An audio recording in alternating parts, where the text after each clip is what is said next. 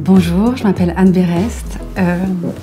Je vais vous présenter un roman qui s'appelle La carte postale. Et cette carte postale qui donne le titre au livre, elle est arrivée dans notre boîte aux lettres il y a à peu près 20 ans.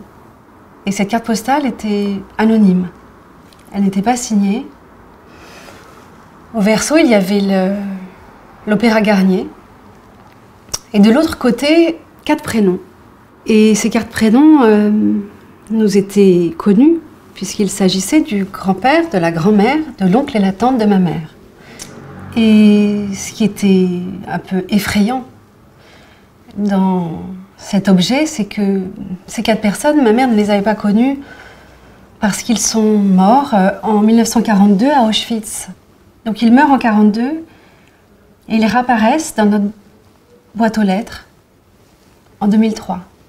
Et alors qu'est-ce que nous en avons fait de cette carte postale? Eh bien nous l'avons mise dans un tiroir et nous n'en avons plus jamais reparlé. C'était vraiment un objet effrayant, énigmatique, mystérieux, à la faveur d'un événement que je raconte dans le livre. Je me suis souvenue de cette carte postale.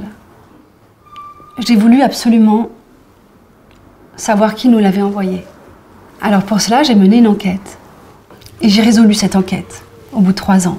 Le roman se tresse sur 2 chronologies qui sont 2 enquêtes, c'est-à-dire à la fois moi, aujourd'hui, la façon dont j'essaye de retrouver l'auteur de la carte postale et comment je découvre et je déplie petit à petit l'histoire de ces gens. Donc c'est un roman qui court sur presque 100 ans puisqu'il commence en 1919 et se termine aujourd'hui. Et c'est d'une certaine façon l'histoire de 5 générations de femmes. Ma fille, moi, ma mère, ma grand-mère, mon arrière-grand-mère.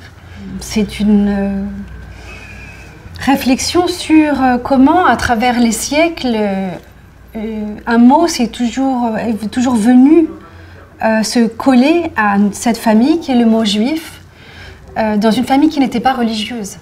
Et comment ce mot-là est venu sans cesse perturber et questionner notre famille.